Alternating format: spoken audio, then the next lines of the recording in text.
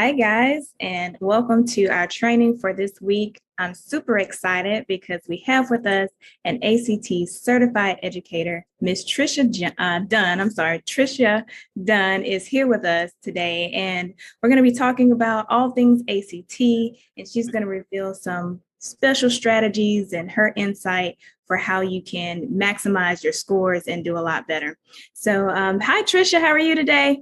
Hi, I'm great. Thank you, Tori. How are Good. you? I'm well. Thank you. Thank you. So, Tricia, tell us a little bit more about yourself. Sure. So my name is Tricia Dunn, and I'm a homeschool specialist first, and also a teacher. So I started off in the classroom. I've been teaching for over 20 years now, 25 years for education in general, and home education going on 21 years for me. I've been an ACT certified educator for about 5 years. So that is kind of my background, where I've been working with students, but officially certified through ACT as an ACT certified educator.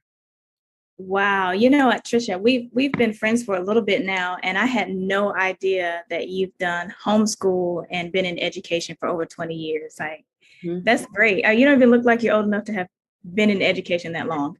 So, how did you come into ACT prep? Like, what led you to get into ACT prep? All right, that's a good question. So, a little secret, I'm not a huge fan of actually standardized tests because I feel like it's not a really good benchmark of really what our kids are capable of doing, especially when we're comparing. We'll probably talk about that in a little bit when we get into some of the ACT strategies, but that it doesn't always really pan out as far as what they're doing in the classroom and what their scores are on the test.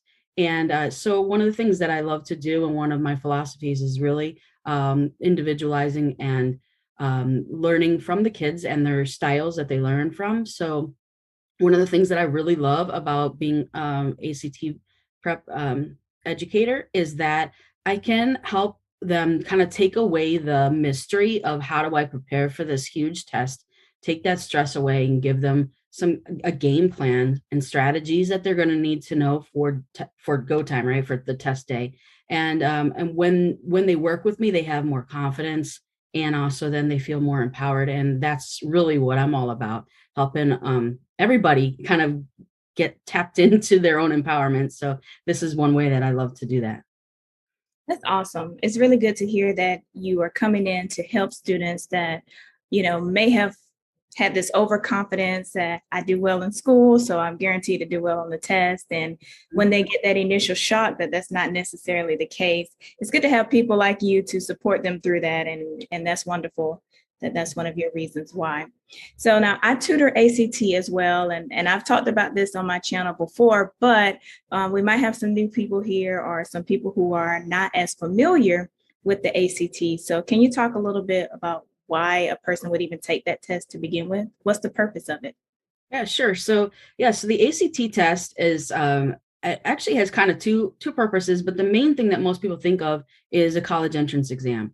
So that's one of the key parts of it, but it's also a career readiness test. So it's college and career readiness. So the main purpose is so that as parent, as a student, kind of an idea of how you're going to do first year into college, first year out of high school into your career.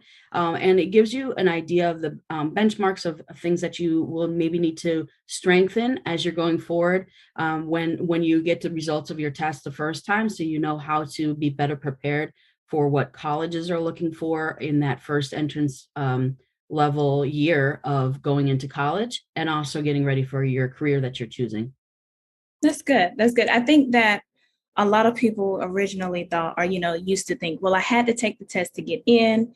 Now I don't have to take the test to get in anymore. So what value is it? Like, why would I still take the test? And you kind of hit on that too, because it's college readiness and career readiness. And it gives a prediction of how well the students will do in college or in their career choice. So good reasons to take the test, guys, in case you're on the fence about it.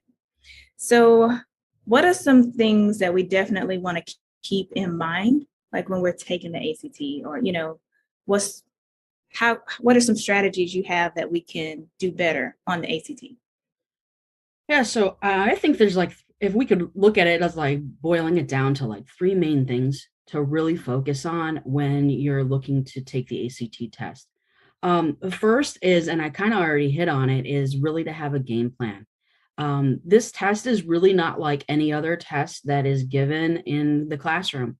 And it's really not just focused on just academic content either. So keeping in mind that going into this test that you really need to know the test itself and think like ACT when you're taking the test so that you can really do well. So the first for sure is having a game plan, the strategies on how to take the test.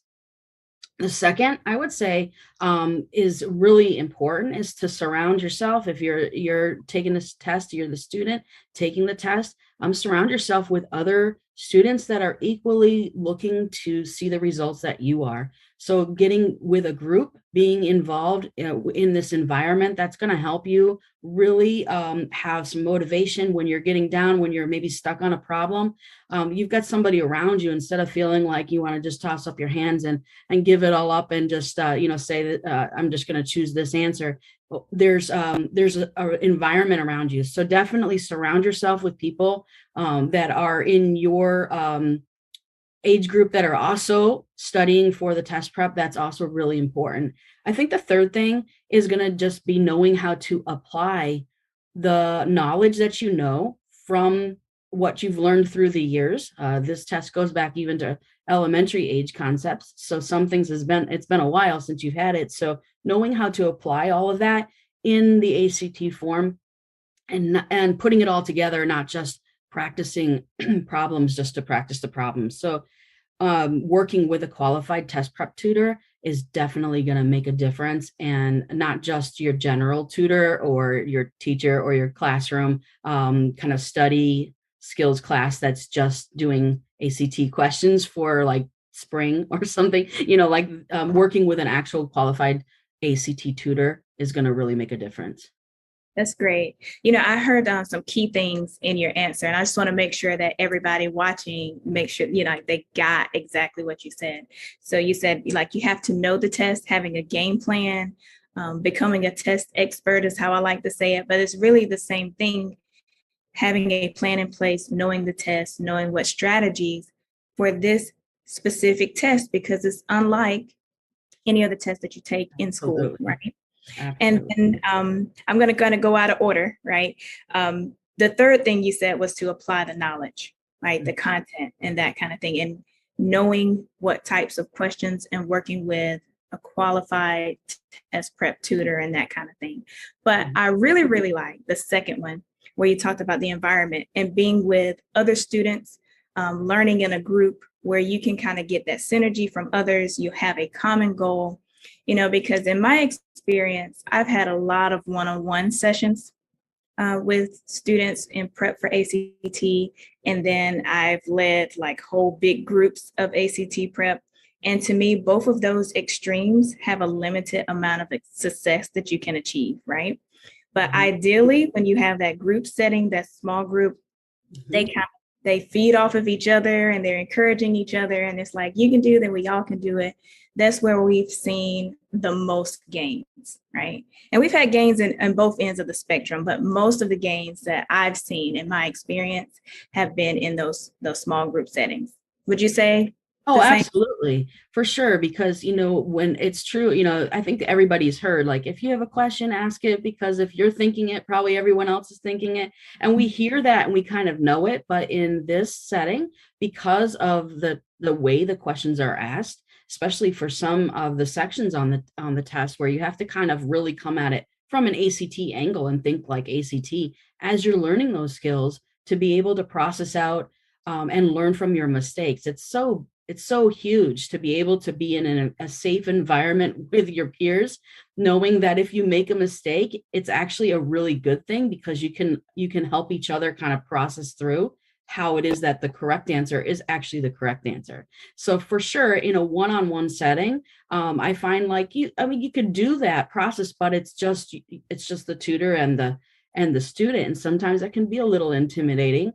and not so much feel like it's a safe place. But when everybody's coming from that, hey, we want to make mistakes at the beginning so we can really learn from the mistakes, it's a brand new way to kind of look at it, but it's also refreshing and safe, and everybody has that support then and motivation, and it's a winning environment. I mean, that's just really what it is. It's a success. 100.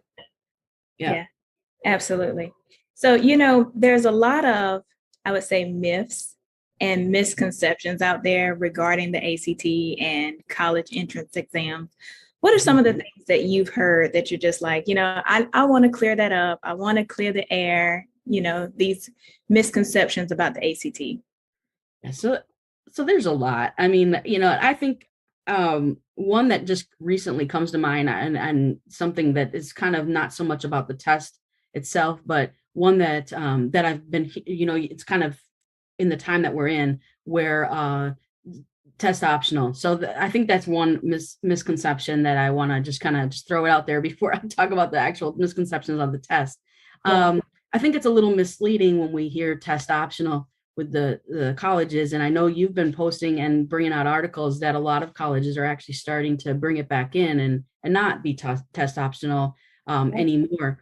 But when the word test optional is used, it's not that the colleges are not going to consider the test scores. So I think it's a little bit misleading for both parents and students. And again, it's kind of like if you're given the choice to do something as extra credit or bonus, a lot of times that next step isn't taken. But in this case, it really is something that I think that students should still continue to do because of scholarship merits and so many other reasons, as we mentioned before, of just knowing where you are for the readiness part of life, really. So that's one for sure. That's just kind of like current event type of thing, right? So the other parts of like the test itself, I would say one misconception of getting ready for the test is that you need to spend tons of time practicing, maybe even, like from the beginning of the end of your sophomore year all the way through till you finally reach that dream score, and spend also lots of money on big high-end programs that some of the kind of nationwide tutor companies offer. And it's really just not true. So I've worked with students that for a very short amount of time, very intensive in groups that have been sometimes even closer to 2 weeks or 4 weeks. And it really has to come down to is the strategies and how you apply it. I tell my students once they know the strategies, once they have the game plan, the more they put into their practice, the more they're going to get out. So I would say that that is something that you don't have to spend like a total huge amount of time on, but that intentional practice is really what you want to put in once you know what the strategies are and know how to apply it. The other misconception I would say is that we already kind of hit on it actually with the idea of that the one-on-one setting or an in-person setting is going to be better than a group setting or virtual. And again, I would say just statistically speaking for myself in the years that I've done this, that I'm seeing the same results, if not better, with my students that are on Zoom or on FaceTime, however the works for some students, Google Classroom or options like that, where we're seeing the same results because it's actually going to be that or better. Like I said, it's going to be sometimes even better than that. And the one-on-one, as we mentioned before, that support from their peers and kind of having that motivation isn't there as readily. You get the support of me as a cheerleader, but it's not quite the same as the group. So I would say that's definitely a misconception. And then I think that the last one is there's some talk. Sometimes you hear people talk about once you've reached a certain score, you plateau or you burn out, and that you really can't go any further. And I would say that is also a misconception, because when you're working with a guided intentional practice system with a qualified test prep tutor, then you know exactly what to practice to increase those scores. So I will say what is true about that misconception is that if you just take the huge prep book from ACT and just practice without any of the other things that we've been talking about today, then you will plateau. You probably are going to get discouraged and maybe frustrated because it will, if you are just practicing the way that you've been practicing and it hasn't worked so far, it's not going to work on test 6 either. So I think that, like that definitely is a misconception when we talk about when you're working with a test prepper tutor. In fact, I've had some students come to me, they've taken the test 2 or 3 times before coming, and they've been stuck at that 26 or 27. They just want to get up to 30, and they're saying they don't think they can. And after the strategies, after intentional practice with these are the questions, these are the pattern questions you're missing, let's really focus here, then the results are there and they're going higher than they ever thought. 30 is not even the score anymore they're looking for. They're going to 33, 34, 35. Why not? Why not go perfect? Yeah. And what I've heard you say in there, that practice on your own with just a book, it's just test questions with no strategy. That's the first thing, right? So you need strategy, you need insight, from an expert, a guru that knows, hey, this is what you need to implement in this situation, and this is what you do here and there and all of that, so that you can not be stuck at that plateau, right? And you guys, Tricia she's being a little bit modest here. She's saying that she can get the same results or better results in a virtual setting. What she's not telling you is that her results are amazing. So she kind of glossed over that. I want to make sure we highlight she is helping students go from a 26 to 30 plus, to 35, to 36. And she has amazing results that you can follow on her page as well. And so with that being the case, guys, I want to reintroduce you to Tricia Dunn, the ACT guru, especially in the English and the reading section. And Tricia, can you give us just a little bit of insight, just some strategies we can walk away with today for the English and the reading test? Sure. So I think that one of the things with the English test and the reading, and it's kind of funny when I start off with students and I kind of get an idea of stuff, especially if they've already taken the test, and I'll start off with what have you done so far when you come to this passage? Like what are you, where do you start? What do you do? For both the English and the reading, sometimes it's surprising to hear that a lot of students are actually not reading either of those sections. They're looking for the questions and skimming. So I would say that that's one thing. There's so many things to get into when we're talking about like the strategies, of like the test. But I would say for sure when we're talking classroom strategies. For reading comprehension, read your questions, know what you're looking for, then go in and read. But the truth of it is for ACT, timing is an issue. So that's going to be something else that comes into play, especially for the reading passage, to know how much time you have, to know when to look up at the clock, all of these components that go into knowing how to take the test in general, but especially for the reading, because you really only have about 8.5 minutes per passage to read and answer 10 questions. So for the other side for English, I would say besides just knowing that you will actually need to read the passage is going to be just to make sure that when you're done getting your answer that you're using, well, first of all, that you're using your answer choices to kind of guide you as to what is ACT asking me in this particular question. That right there is key, because once you see, okay, this is all ending different ways, that the verbs are ending in a different way, then you know that it's like a subject verb agreement or a past tense, or, so you can go back into where you've just read and look to see what information around that is going to help you pick the best answer. And I would say one final thing as far as the reading goes is not to just go by what sounds right. And that I think is really huge. So, yeah, so I think that in a nutshell, I think that those are some of the key things, just kind of off the cuff of things to look for in the reading test. And then of course, there's different types of questions in both sections that have unique ways of approaching them and looking at them too. So having that game plan, like we talked about, is going to definitely be key.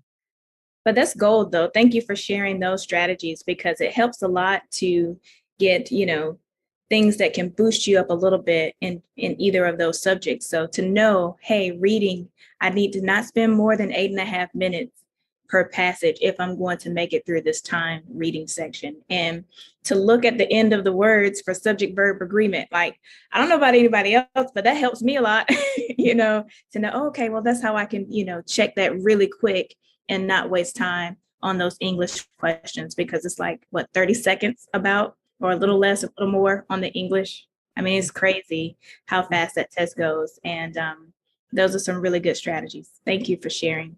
Right. So, Tricia, thank you so much for being here today and sharing your time with us and your insight and strategies. We really do appreciate it.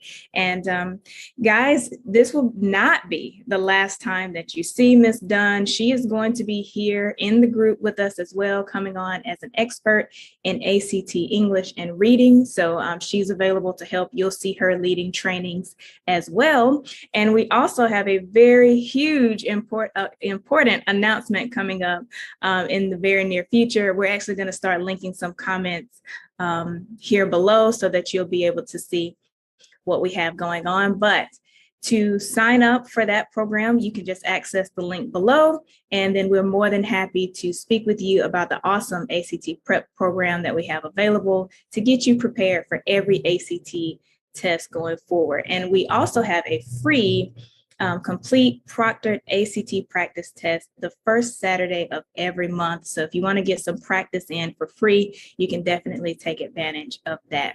I was going to say, tell your friends too, because that is a totally free way to, whether it's coming in to get a baseline of where you are, if you're just starting your prep or just want to get that final time of just practicing one other time, because one other thing that's just popping up now, why to me that's really important, is because there's definitely a test weariness element to this test, and having that test endurance. So you may be able to practice passage by passage in a certain part of the test really, really well, but putting it all together and doing 60 minutes of math may be a little bit of a different story when you've just finished 45 minutes of English going right into it. So knowing how that all fits together is really important. And it's really the best way that we can simulate what the test day will be like and get to that. So I encourage anyone that is hearing this to invite other people as well. So if you know of anybody in the end of your 10th grade year, going into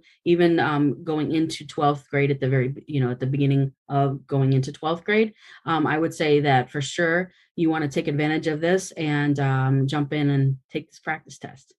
Absolutely. And thank you so much, Tricia, for teaming up with me on this. We can help students get those reps in, build up that test-taking endurance and that test-taking muscle for sure. So thank you guys for watching today and being here. And you'll see more of Miss Dunn inside our ACE to ACT group. You guys have a great evening.